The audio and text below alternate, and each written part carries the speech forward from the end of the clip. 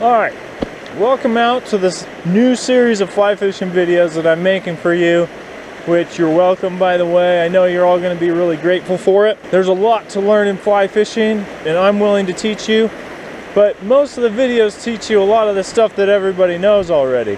I'm going to teach you the stuff that's really going to make you the best fly fisherman on your street, okay?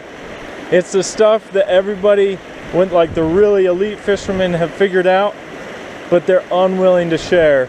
I'm going to start sharing those with you, and I think you'll learn a ton, and you'll be better, maybe, because of it. And we're going to start off with one of my favorite tactics. Now, when you wake up in the morning and you're ready to go fish, you're going to want to feel like you're ready to catch fish.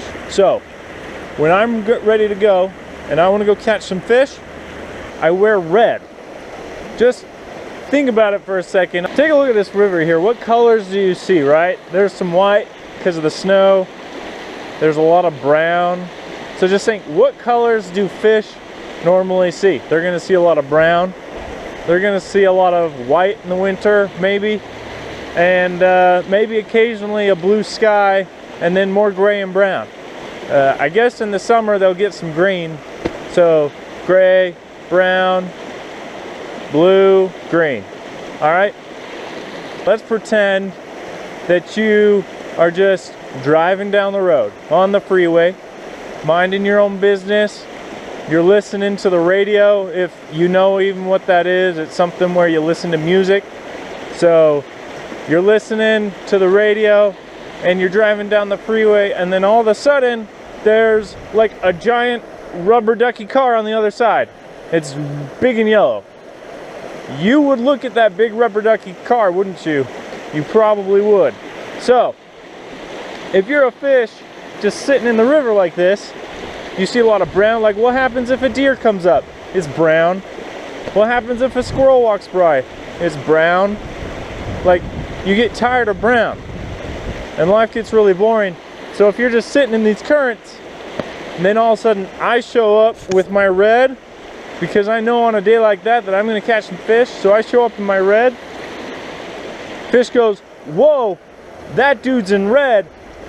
This is different. I bet he has something for me.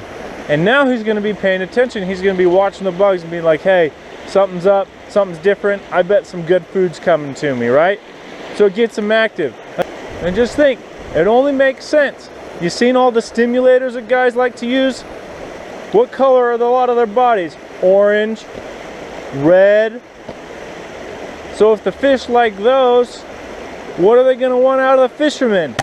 They're going to want some red, right? Here's what you do. You make sure you have the brightest red colored stuff you have on. If you can find red waders, which I haven't been able to find any yet, so this has to do. If you can find red waders, I'd wear those. And you don't have to worry about sneaking up on the fish or anything, because they want to see the red. They see that red and they're like, boom, baby, I'm ready to eat. So there was a series of unfortunate events that led to my microphone not working during this shoot, which, you know, happens. But I'm going to show you what it's like, talking you through how the red affects the fish. Now watch this jump here. Watch this jump. Now that the red there, the fish in that stream, in that column, they're getting ready. They're like, hey, something's different. This ain't a deer, right? Because he's wearing red. So I bet there's going to be some big bugs coming down our way. Oh, no, there's another guy coming with that big red stuff. I think I'm really getting hungry. That's what the fish are thinking. They see the red, they get hungry. And that's why this method works so well.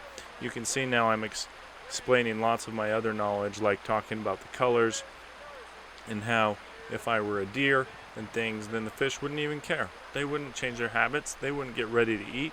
They just assume that it was like every other day, like a Tuesday in your office, right? Nothing special about Tuesdays, but something special about the guy that comes in red is getting ready to fish.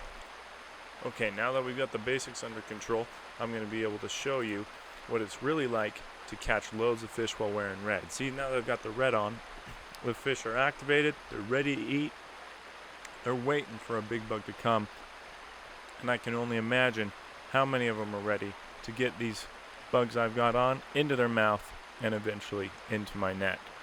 I mean, you can just sense it, right? You can just sense it as I'm casting up this stream right now. These fish are nibbling on it. They're nibbling, they're biting, and that's what I'm explaining here as I'm fishing and casting up. I'm getting so many nibbles and bites on the end of my line now that the fish are hungry and ready to go, that sooner or later there's going to be one on. I'm telling you, sometime soon there's going to be one on. There's so many nibbles, so many bites. And you know what? I kind of messed around with those fish enough. They just hit my fly so many times. I didn't get one for you, but I don't want to get you too confident in this technique because there is other things you need to learn. But man, I just had tons of fish nibbling on those flies, right? Okay, so remember, put on the reddest thing you've got. It'll trigger the fish into wanting to eat stuff, because they don't mind. They want to know you're there. And they'll be ready to eat whatever you throw at them. So wear red, get them dead, but don't kill them. Just throw them back, because you don't really kill them most of the time with the seine school. So wear red, get them dead, and